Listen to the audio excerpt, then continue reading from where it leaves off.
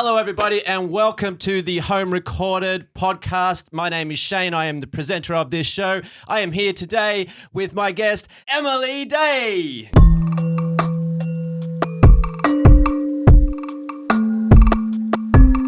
I met you a couple of years ago at an open mic at the Hidden Garden in Ascot Vale. We had a couple of open mics there, and you came along to one night, and I think you were playing piano that night, or was it guitar? Oh, I was playing guitar for a while because I couldn't be bothered bringing the piano anywhere. And I remember that night, Mez was holding the night. He ran the shop, and I talked to Joel Thomas. Is he told Joel Thomas? Joel Folds, I think he Joel goes Folds, by. of course it is. Yeah. Shout out Joel Folds.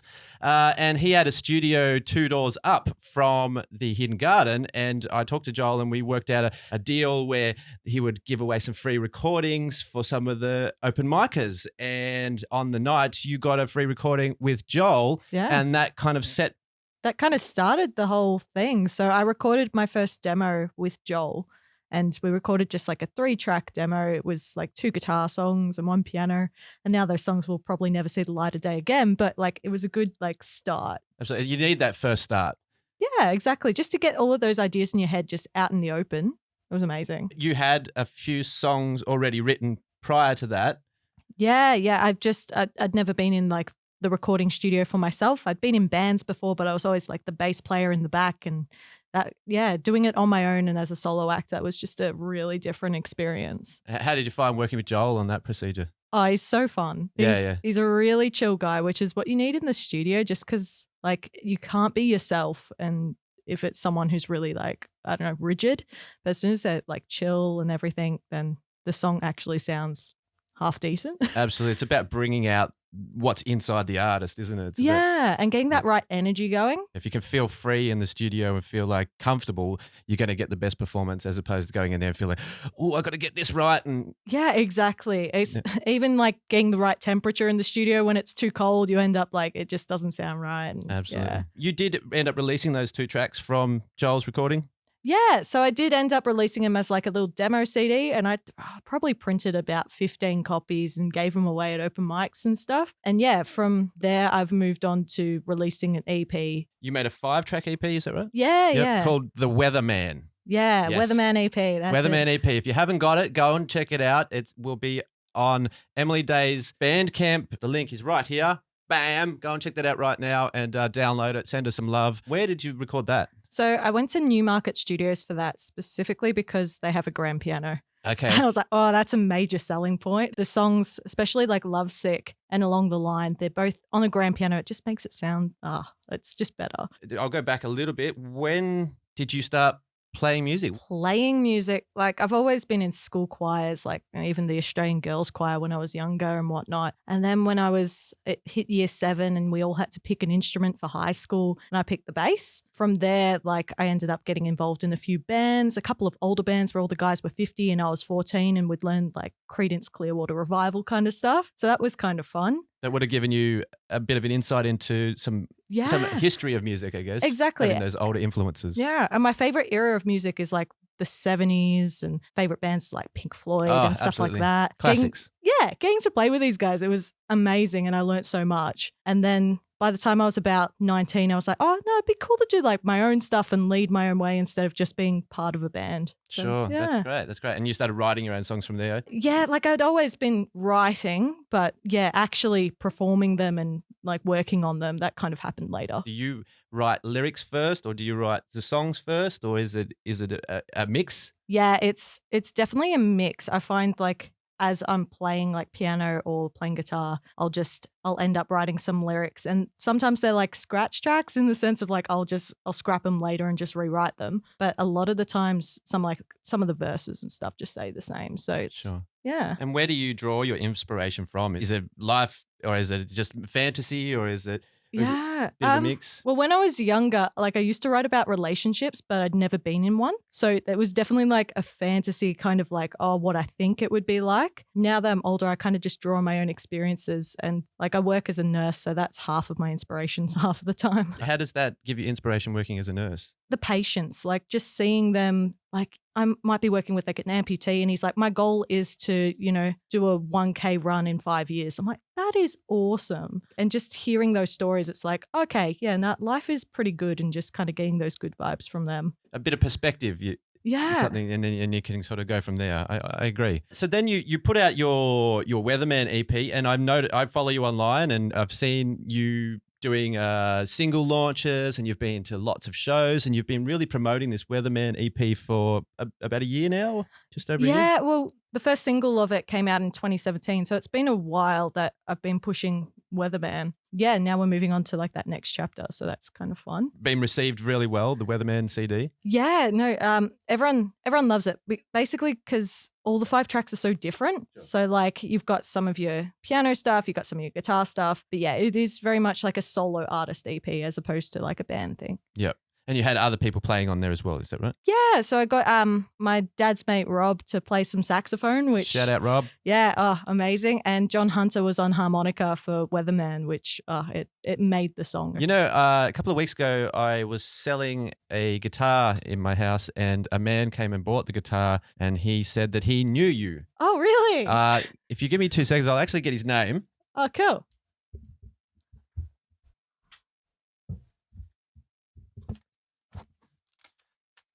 Okay, so I got his name, and you just mentioned John Hunter, yeah? Yeah. Well, that's... Oh, John Hunter. Hey. He came in and bought my 12-string guitar, so I just thought that was pretty coincidental. That is so cool. He said something about Emily Daye. I said, Emily Daye, I know Emily Daye. Yeah, no, he is... he's my harmonica guy. If I want something to sound like real cool. Yeah, well, he said he gave me his harmonica thing. He said, if you ever need harmonica, here's my number. So he is the man. Right. That's great. How have you found gigging in Melbourne? I come from a small country town, Cooma, and there's really not that much opportunities for gigging, and I've noticed that in Melbourne there's quite a lot of opportunities. You could pretty much any day of the week go to an open mic. It's not too hard to contact a business or a friend who might be doing a gig, and you can opportunities for gigs. And it's really easy to find people and stuff. I found like when I was starting out, I just wanted to do as many open mics as possible, and Melbourne really allows for that. So like I'd even be doing like 2 open mics in one night, and just like trying to get as much play time as possible and getting really used to being on stage. Being able to book venues for like single launches, like you've got an abundance of choice, which is just great. Absolutely. I think the open mic scene in Melbourne is phenomenal. It's just like the greatest place to cut your teeth. And I think in general, open mics are just great for cutting your teeth as a musician, to get that confidence going,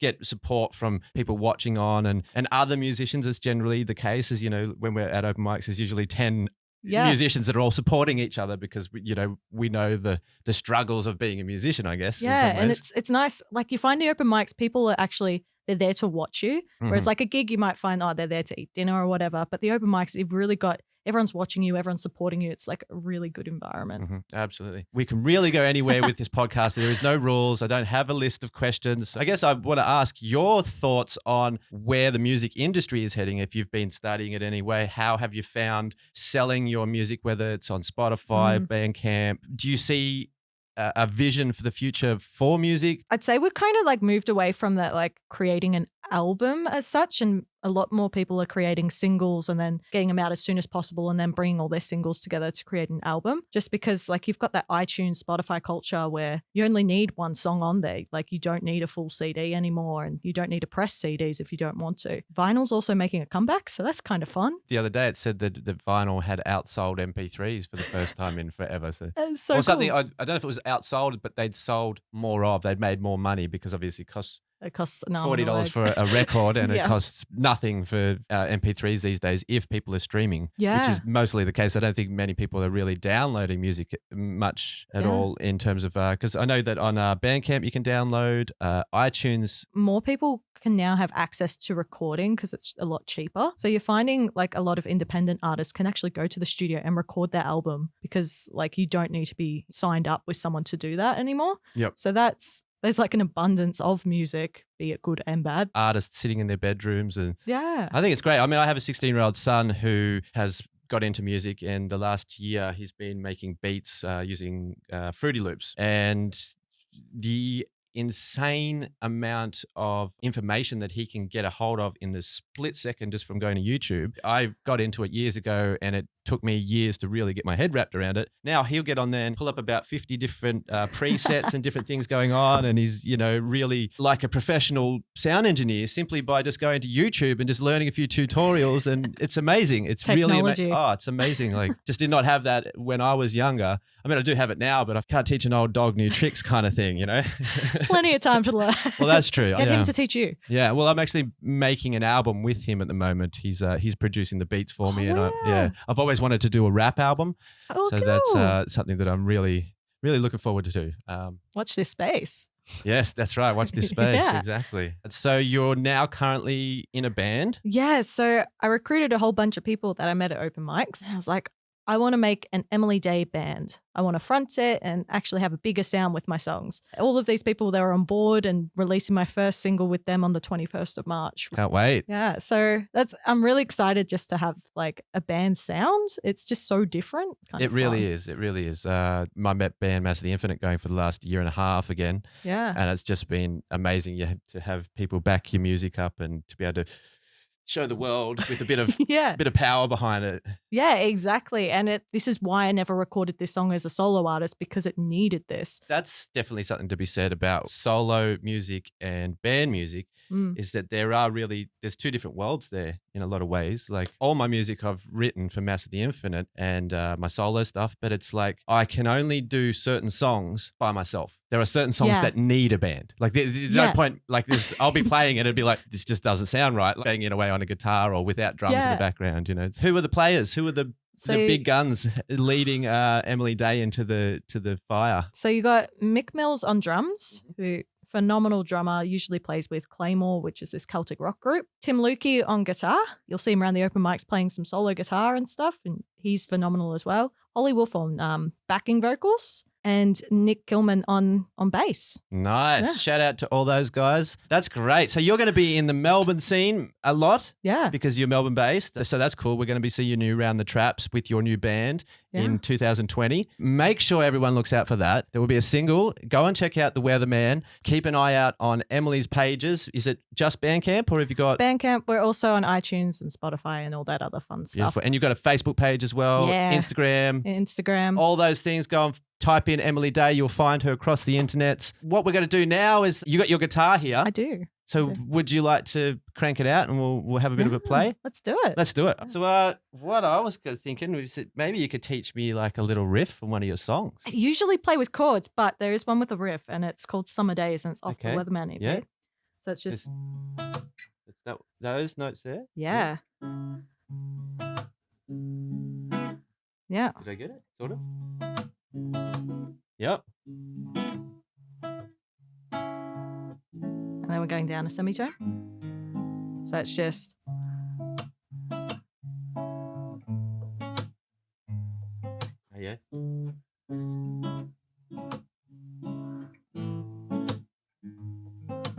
Those summer days seem so many miles away, and I'm hoping, I'm wishing, and I'm knowing that they're gonna come back again soon.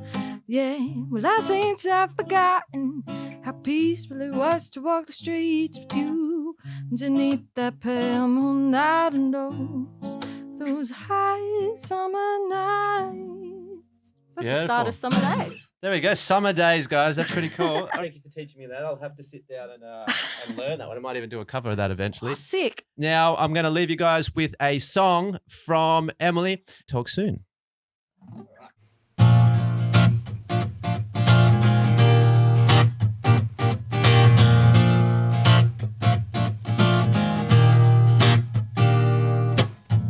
First time I laid eyes on you, you were sitting at that bar.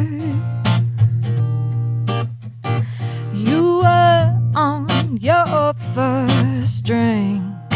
Your friends had gone a little too far. And I'll picture you eyes. I pretend you walk my way. And I'll dream of you.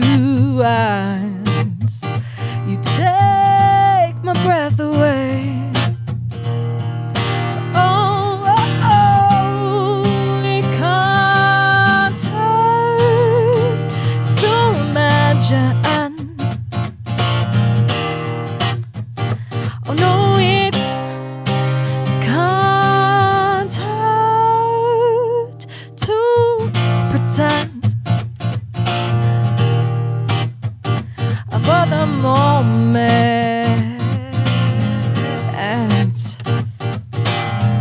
And so you listen to that story your friends told a million times over and over, and I stare at you from afar, but you won't notice me. No, you won't notice.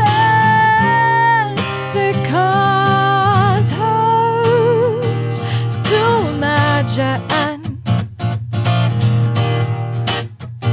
Oh no, it can't hurt to pretend for the moment. Ooh, and I picture everything's gonna be alright, at least for tonight.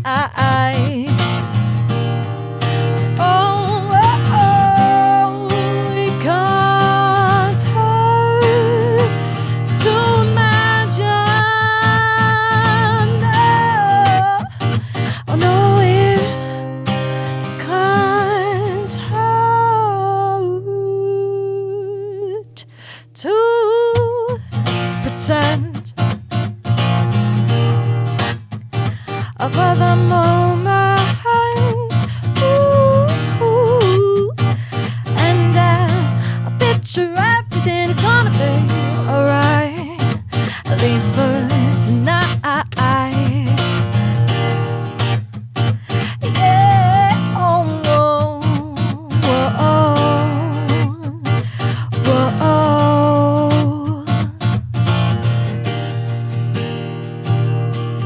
ooh.